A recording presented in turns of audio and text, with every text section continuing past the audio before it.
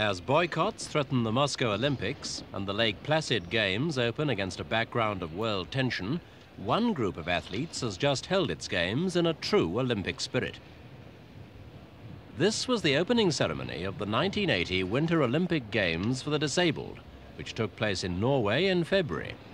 For the handicapped athletes of the world, Norway's Morten Langerud took the Olympic oath.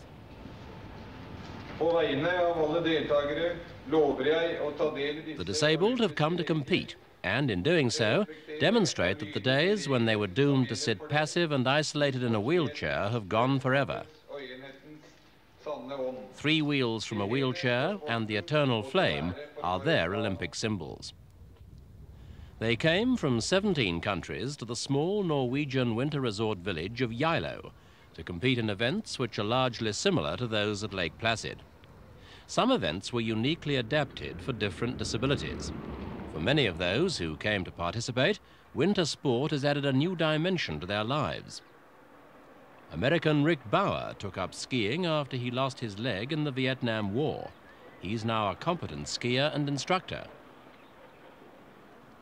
The equipment he and other handicapped skiers use is similar to that used by the able-bodied, but the ski poles are adapted for crutches and have small skis on the tip.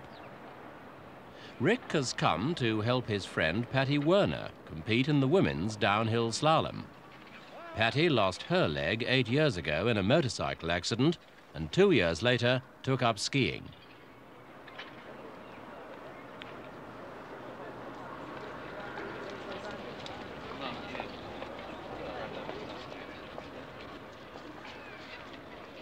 Like any other committed athlete, Patty has trained hard to qualify and compete at Geilo. For her, skiing has meant a return to a more active and normal life. Well, in the beginning, the thing about it was that it was outside, and I had stayed in for the first 2 years after I lost my leg. I was in all the time. I didn't do anything. I had a lot of time to think about how sad I was and how deprived I felt and what I couldn't do. And then I started skiing, and it was a new world. It opened up a new world. I love it. This is the only sport that I can do it in. So to me, it's great. It's fast and smooth, and it's fluid. It's graceful. It's not anywhere near as awkward as hobbling around on your artificial leg if you're not that good on your artificial leg.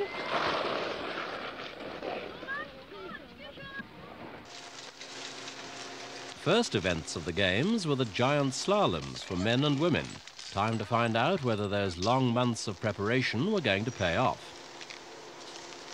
The slaloms drew the largest number of competitors. Through the week, there would also be cross-country skiing, downhill sledging, and a new event for those with spinal injuries, sledge racing. Geilo's equipped with every facility, and with its long winter season, it offers the downhill slalom competitors a long but not treacherous run from the mountains overlooking the village.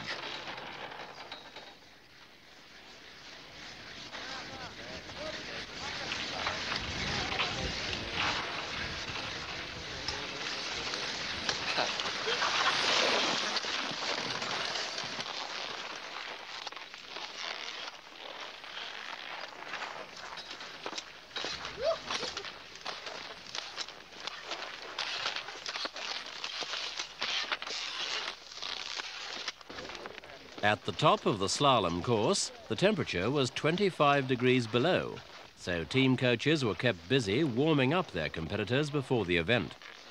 For handicapped skiers, pre-race massage is especially important, as they are unable to limber up easily by themselves. On the slalom, they will hit speeds similar to those of competent able-bodied skiers, but a fall is potentially more dangerous. Go!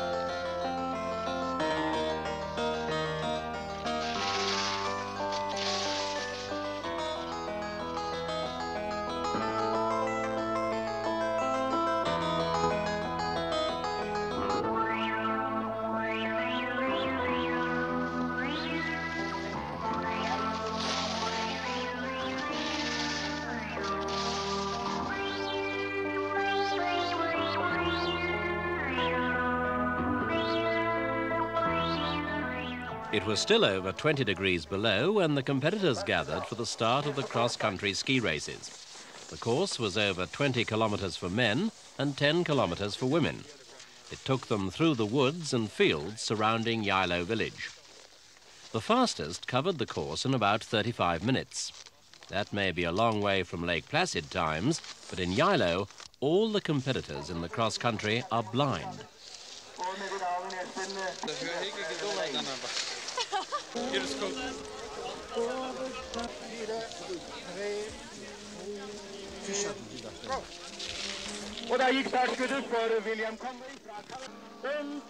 Each skier is accompanied by a guide for the race, a tough job, for often the competitor will leave his guide trailing in his wake.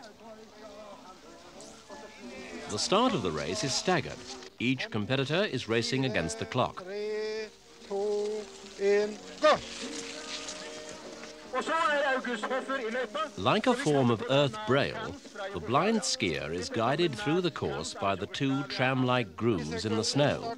And if he comes adrift, the guide will soon put him back on the track. 5, 4, 3, 2, 1, go! Okay, we're just going for a tour, George, in the woods. 1, go! Og så starten godt for den gode George Russell. George Russell, inn med slåp, inn med spor. Und,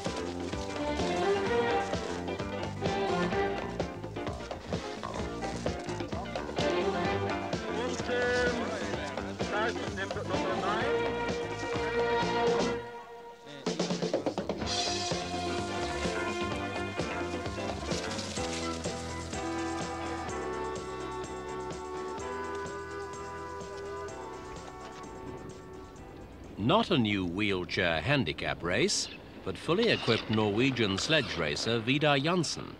He competed in this new sport, devised for those with spinal paralysis. I got my injury 16 years ago in a motorcycle accident, and I hurt my back and got a spinal injury from the level of the hips. Being a sportsman before my accident, I found it very natural to continue in the handicap sport. And in Scandinavia, this sledging is very popular, and I got into that right away. So this sport has now increased to the Scandinavian countries. And for the first time now, it's on the Olympic program. What has the Olympic Games here been for you and all the others? Well, I've been part of two Olympics before, and to begin with, you put much emphasizing on winning and the competition, but the enjoyment of sport is now, being an older man, I'm 32, it's more an important part of it than before. But my fellow countrymen that's younger than me, they are training a lot and trying to do their best. I'm trying to do my best without training so much.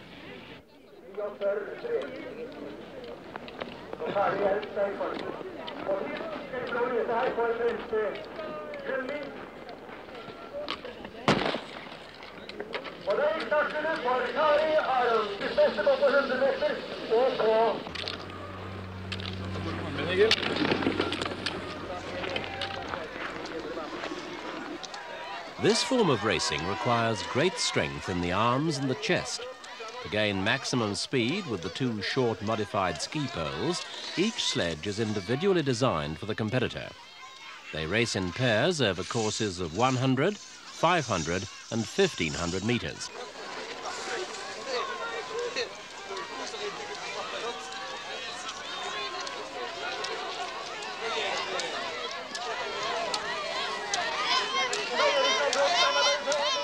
In winning this race, Vidar covered the 500 meters in 1 minute, 21 seconds.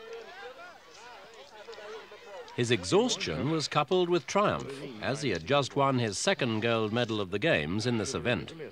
For the winners, the joy of competing was capped by a full Olympic-style medal ceremony.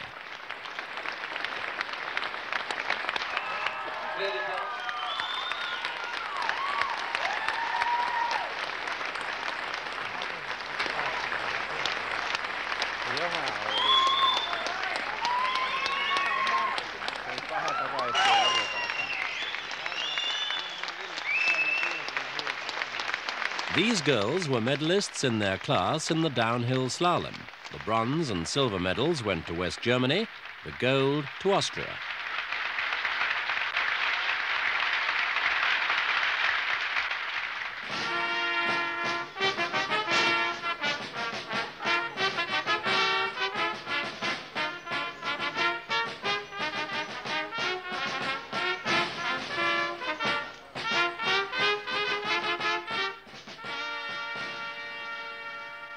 Geilo may just be a small village, but what these games lack in size, they make up for in other ways. In this modest hall, the atmosphere was just as emotional as in any giant Olympic stadium. Local Norwegian competitor Cato Petersen received greatest applause for his victory over a Swiss and a German in the men's giant slalom.